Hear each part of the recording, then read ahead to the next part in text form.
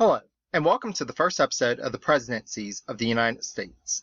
Now, I'm sure your first question is, why presidencies, plural? Shouldn't it just be that this is a podcast about the presidency of the United States?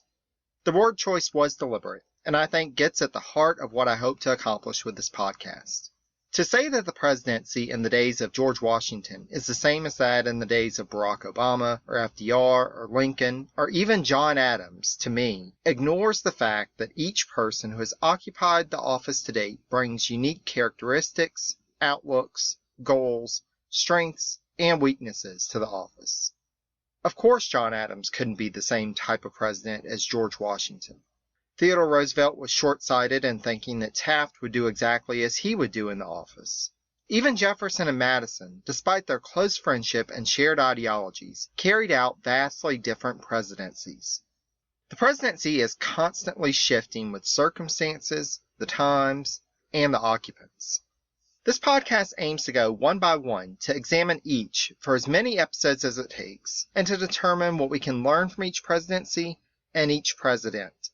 The series of episodes on each president will be bookended by a brief biography of their life leading up to the presidency in one episode at the beginning, and an episode on their post-presidency and legacy at the end. Naturally, this will make for a challenge for me, as some presidents did not survive to have a post-presidency, and there will be some overlap in some of the narrative. There will likely be some presidents with more episodes than others. Case in point, I'm currently anticipating 13 episodes to cover Washington alone, though that number may change. But brevity is not the point. On the flip side, there are going to be some details that I'm not going to be able to cover. If I tried to cover every aspect of every presidency, we could be a decade in and still not be through with Washington. There's a reason why there are new books published every year on Washington, Jefferson, Lincoln, and FDR, to name a few. My aim will be to touch on certain key aspects, like how the individual approaches the office, major events that occur, pivotal developments in the administration, and items of historical significance. As a history geek, I can assure you that I will try to slip in as many stories and fun factoids that I think are interesting but that are not well known whenever there is a possibility to include it in the narrative. However, the overall goal is not to provide a random set of trivia, but rather to help to develop a greater understanding of presidential history and how it fits into the history of the United States and the world. I deliberately chose the first Sunday after the inauguration of our 45th president to launch this podcast, as I feel that people of the present day suffer from a lack of understanding of the context of recent events. While the 2016 election was abnormal in terms of more modern elections, and there were a couple of elements that were completely unique, I would argue that there was a historical precedent or an example from the past that could be pointed to for most elements of the election. The anomaly of this election has reminded people of the truth contained in the apocryphal quote attributed to Thomas Jefferson, quote, "Eternal vigilance is the price of liberty." The aim of this podcast is to provide listeners with the tools of history with which to better see and understand the truths of the present day. Now then, let's get to the business of the presidency. The office of the president was established by Article 2 of the U.S. Constitution, which states, quote, "The executive power shall be vested in a President of the United States of America. He shall hold his office during the term of 4 years, and together with the Vice President, chosen for the same term." It goes on to state that, quote, "No person except a natural-born citizen or a citizen of the United States at the time of the adoption of this Constitution shall be eligible to the office of President. Neither shall any person be eligible to that office who shall have not attained to the age of 35 years and been 14 years a resident within the United States. Other than that, the Constitution offers no more guidelines as to who can be president. No, really. That's it. Natural-born citizen age 35 or older who has resided in the U.S. for 14 years. This election is not the first, nor do I imagine it will be the last, where we discuss what the right qualifications for the office are, and the answers have changed over time. We've had presidents who have served in the public sector for decades, while others have had very limited service, if any at all. Some presidents have come from a military background, while others wouldn't know a foxhole from a molehill. Some presidents had experience in business, while others came from a legal background. We've had presidents with PhDs and MBAs, while others did good to have a high school diploma. Turning to someone who's been in the office to provide some insight as to what we should be on the lookout for in terms of presidential material, I quote Dwight D. Eisenhower, who wrote, quote, "No individual can be completely or fully prepared for undertaking the responsibility of the presidency." Really? Well, thanks, Ike. That narrows things down a bit. Ultimately, though, Eisenhower was right. What differentiates a good president from a bad president changes with time and circumstances. Some of the most eminently qualified individuals to assume the office, James Buchanan being the most prominent example, but Herbert Hoover could also be included in this category, have ended up complete failures as their wealth of experience did not prepare them for, and in some cases hindered, their ability to respond to the crises of the time. Meanwhile, some that have had little experience, such as Lincoln, or never anticipated or sought to end up in the office like Truman, would meet the challenges of their presidency head-on and prevail. If there's no magic formula for who is qualified to be president, then are there some guidelines as to how a president should govern? Harry S. Truman said that, quote, "I know of no easy way to be president." And indeed, many of his predecessors and successors in the office speak of the difficulties they faced with the office, both in getting used to it and in dealing with the crises that came their way. Part of the difficulty comes in dealing with the restraints that come with the checks and balances as stipulated in the Constitution. The President is imbued with great powers, including, as specified in Article 2, authority as, quote, "Commander-in-Chief of the Army and Navy of the United States and of the militia of the several states," the, quote, "power to grant reprieves and pardons for offenses against the United States, except in cases of impeachment," the, quote, "power to make treaties," and the power to, quote, "nominate and appoint ambassadors, other public ministers and consuls, judges of the Supreme Court, and all other officers of the United States whose appointments are not herein otherwise provided for, and which shall be established by law." However, in these powers there are limits. His treaty-making and appointment powers are only with the caveat that they're made, quote, "by and with the advice and consent of the Senate." Likewise, though the President is Commander-in-Chief, the military, like any other institution, requires funding, and only Congress can appropriate funds. Also, the President must, quote, "from time to time give to the Congress information of the state of the Union." If the President wants things done, Congress must be involved. The President, however, possesses some powers over Congress. Article 2, Section 3 notes that the President can convene and adjourn special congressional sessions, while Article 1, Section 7 gives the President the authority to weigh in on bills approved by Congress before they become law. Quote, "If he approve, he shall sign it, but if not, he shall return it, with his objections to that House in which it shall have originated, who shall enter the objections at large on their journal and proceed to reconsider it." The interaction between the executive and legislative branches is crucial to the making or breaking of a presidency. Lyndon B. Johnson asserted that, quote, "there is but one way for a president to deal with the Congress, and that is continuously, incessantly, and without interruption. If it's really going to work, the relationship between the President and the Congress has got to be almost incestuous. He's got to know them even better than they know themselves." Indeed, keeping on the good side of Congress is crucial for many presidents, but then there are those that find success in running against Congress. Harry S. Truman focused his 1948 campaign on running against the Do-Nothing Congress and eked out a victory against Thomas C. Dewey. Some presidents with tumultuous relationships with Congress did not end up quite so well. Thus far, only 2 presidents have been impeached in U.S. history, Andrew Johnson and Bill Clinton, with both being exonerated by the Senate.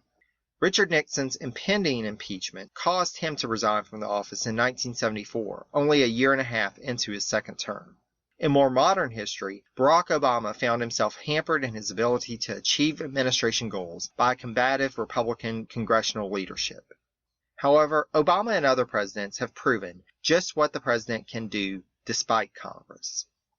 Richard Nixon told journalist Theodore White that, quote, "I've always thought the country could run itself domestically without a president. You need a president for foreign policy." Many presidents who have had difficulties moving through a domestic agenda have turned to foreign policy for a freer hand at achieving results. One of the best examples is the Camp David Accords, an agreement reached due to negotiations between Egypt and Israel facilitated by Jimmy Carter. At the time, Carter and the nation were facing an energy crisis that, despite the administration's best efforts, did not seem to be abating, and that Congress seemed in no hurry to assist with in terms of passing Carter's proposed comprehensive energy plan. Despite the contention expressed by the parties involved in the negotiations at Camp David, Carter did not have to answer to Congress or public opinion in helping the two sides seek an agreement, and his achievement as a diplomat is arguably the shining legacy of an otherwise troubled presidency. It should be remembered that the emphasis on foreign policy came much later in American history. Prior to the 20th century, though the executive branch engaged in foreign relations through the State Department, on most occasions, the president was not directly involved in diplomatic negotiations, unless it was a matter of the utmost importance or could potentially result in war, and his main wielding of power in terms of foreign policy was in guiding policy in his political party or in pushing treaties, foreign policy bills, or declarations of war through Congress. Presidents would be responsible for receiving foreign representatives, as stated in Article 2, Section 3 of the Constitution, but he would not travel outside of the U.S. to engage in personal diplomacy and rarely established a relationship with a foreign leader beyond customary diplomatic pleasantries exchanged via letter until Theodore Roosevelt broke with tradition and made the first international trip ever by a sitting president to inspect the Panama Canal in 1906. Woodrow Wilson would introduce personal diplomacy into the president's wheelhouse with his decision in 1918 to attend the peace conference at Versailles at the end of World War I. These two elements that are now considered an essential part of the role of the president represent how dramatically the position has changed over time, and serves as a reminder to all of us that all which we consider the role of the president in the present day may not be part of what defines the presidency in future generations. Before we delve into the story of George Washington in our next episode, I'd like to take the remainder of our time to discuss how the office was conceived. As we've already seen, the presidency was written into the Constitution, but why was such an office created in the first place? As noted by Washington biographer Edward J. Larson, quote, "The presidency was the Constitutional Convention's most original creation. The American presidency was something new under the sun." As described by Alexander Hamilton in Federalist No. 70, quote, "Energy in the executive is a leading character in the definition of good government." What form the executive would take, though, was completely up in the air when the Constitutional Convention began its deliberations. Proposals ranged from an executive branch headed by more than one person, to a 7-year term with no chance of re-election, to the executive being chosen by Congress, to the officers of the executive branch receiving no salary. As the only precondition that anyone had coming into the convention for an executive branch was that they were against the idea of a hereditary absolutist monarchy, and Hamilton even skirted that line by proposing to the convention what James Madison described in his notes as an, quote, "elective monarch." The slate was truly clean for the convention to develop a new form of executive, different than either the monarchical system that prevailed in most of Europe, and indeed in many parts of the world, or the parliamentary executive system, such as that of the Prime Minister of the British Parliament. Finally, after months of deliberation, the office as it came to be included in the Constitution was patched together in early September 1787 through a series of small compromises on details. As described by Madison biographer Ralph Ketchum, quote, "The convention had solved its most vexing structural problem and fashioned an office wholly without precedent either in the old Confederation or in the history of large federal governments anywhere in the world." This did not mean that the work was done, however, not by a long shot. After the lengthy public debates and state ratifying conventions did their work, and the federal government was getting started, one of the first debates of the first Congress, once, of course, it was able to achieve a quorum, which did not happen until a month after the scheduled start date. And yes, feel free to laugh at the fact that even then, Congress took forever to get things done. One of the first debates of the first Congress, as Washington was making his way to New York City for the inauguration, was over what the president should be called. Now, I know this seems like a small matter to us, but to a new nation preparing for a new leader in a newly created previously unheard of office during a time where rank and social status were much more regimented and defined than it is in most Western cultures in the present day. It was a very big deal. For the full story, as it's rather out of the scope of this episode, I'll have to refer you to Kathleen Bartoloni-Toison's book, For Fear of an Elective King, George Washington and the Presidential Title Controversy of 1789, which provides an excellent explanation of the context of the question, as well as the details of the controversy. I merely use this as the first of what will prove to be many examples of establishing precedents to define and redefine the role of the president, a process which has been going on continuously since 1789. As our new president is taking up the reins of power, we are again seeing this play out. Sometimes it's for the better, other times not so much. History is yet to be written on our 45th president, but beginning in 2 weeks, I'd like to start us on the journey of exploring the Trailblazer, our first president, George Washington.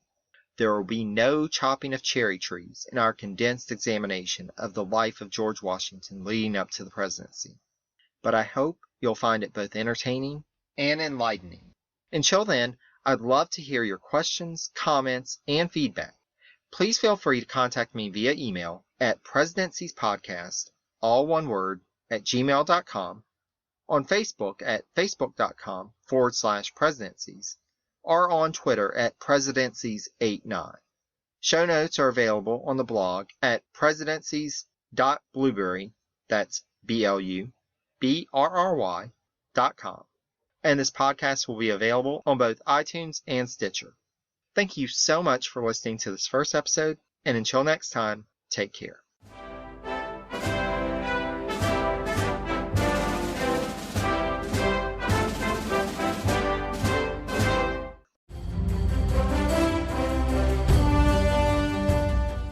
This is Peter. And this is Tom. We want to tell you guys a little bit about our podcast. Tom and I met in college, became best friends, and then teachers almost 20 years ago. Sometimes school just does not allow us to elaborate on the topics that we find interesting, like the real shark attacks that inspired the movie Jaws, or the real historical context to Indiana Jones artifacts. Where does cereal come from? Or are zombies real? Does Ben Franklin really deserve to be on a $100 bill? On our podcast, just like in our class, there are no stupid questions. Just two friends having a lighthearted conversation about history, pop culture, and the context of current events. Listen to History Teachers Talking Podcast from Evergreen Network, anywhere you get your podcasts.